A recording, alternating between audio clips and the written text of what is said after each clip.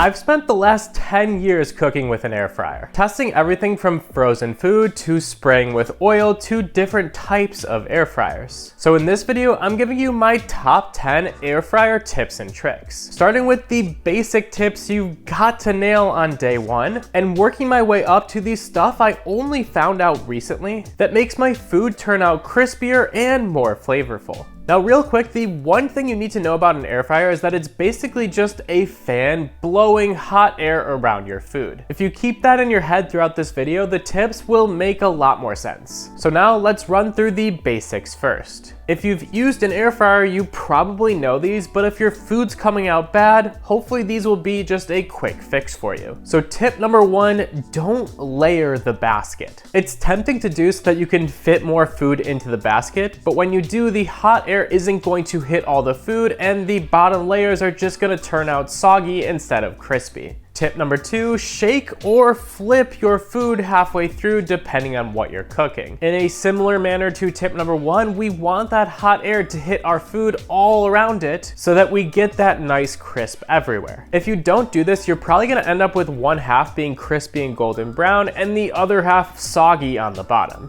which is definitely not what you want. Tip number three, use a very light coat of oil while cooking, definitely not a lot. Because if you use a lot of oil, it's just going to pool up in the bottom of the air fryer tray. Personally, I use this olive oil sprayer to get a nice even misting across my food before I cook. And as a little bonus tip, if you go with something like avocado oil instead of olive oil, it has a higher smoke point, which basically just means it's going to smoke less in your air fryer compared to the olive oil, especially if you're cooking at higher temperatures. And now for our tips that actually level you up. So tip number four, use a thermometer because every air fryer does cook pretty differently. I've had recipes say to cook something for 10 minutes only for it to be completely burnt after, and some other recipes say to cook for 20 minutes only for it to be completely raw after. An instant read thermometer is the best solution around this, and it's super easy to use and will level up your cooking because you'll always get food that's exactly the temperature that you want. Tip number five, you can cook straight from frozen. Now, many people on the internet are going to tell you to defrost your food first or thaw your food first in some sort of way, but honestly, I found that that's just a giant waste of time. I cook frozen French fries, chicken nuggets, and even leftover food straight from frozen, and it always comes out great and nice and crispy. But there is one exception that I follow, and that's raw frozen meat. For me, when I put frozen meat into the freezer, I find that it tends to get a bit of a layer of ice around it when I'm pulling it out of the freezer before I cook it. And that ice in the air fryer is of course going to melt into water, which is then going to create steam. And so if you're trying to get something crispy but there's steam involved, those kind of counteract each other, and your meat's gonna be less crispy and more steamed and a little bit soggy. Tip number six is that you do not need to preheat your air fryer. Just like with tip number five, I've also found that this is just a waste of time. And through tons of testing with and without preheating, I find that it's pretty much the same result every single time. Basically no differences except when I'm making chicken wings. With chicken wings specifically, preheating does seem to promote a slightly more crispy skin on the outside, and so that's pretty much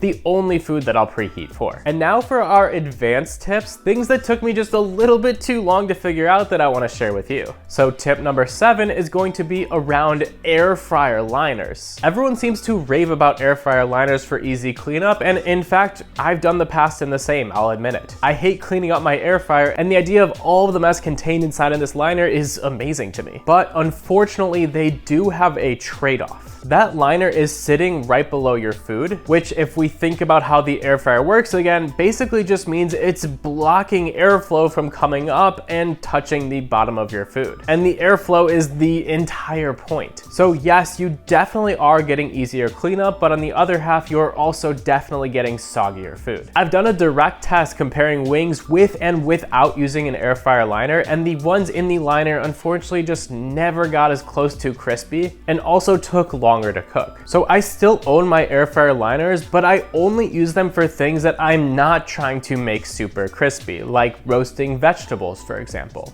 I still think they're great for that. Tip number 8, air fryers come in all sorts of different shapes and sizes, so you need to figure out which one is best for you. There are air fryers that are portable, so you can take the basket with you to work. There are single basket air fryers, and there are big all-in-one units that are not only air fryers, but also can have a dozen other functions. Now here's what I've found. If you want the best air fryer, definitely look towards those single basket air fryers. Just realize that you're losing a little bit of the other functionality that you might want in a device, because they're big, they're bulky, and they only air fry. I personally use my all-in-one air fryer about 99% of the time because it's super convenient to keep on our counter. When I'm not using it to air fry, I can also use it to toast, to dehydrate, to sous vide, to cook full meals, and plenty of other things, so I'm pretty much using some function of it every single day. And I've also found that these all-in-one air fryers still air fry at about 90% of the quality of a single basket air fryer, so you're not losing a lot of that air fry quality to get so much other functionality. Tip number 9, use it to reheat your leftovers instead of the microwave. Now, of course, microwaves are going to be quicker, but they also leave your food soggy or even rubbery. We all know what that tastes like out of the microwave. Air fryers still reheat pretty quickly, but they also reheat nice and crispy. In fact, sometimes when I'm reheating in my air fryer, the food is even better reheated than it was the day before when I was eating it. Also, here's a bit of a bonus trick.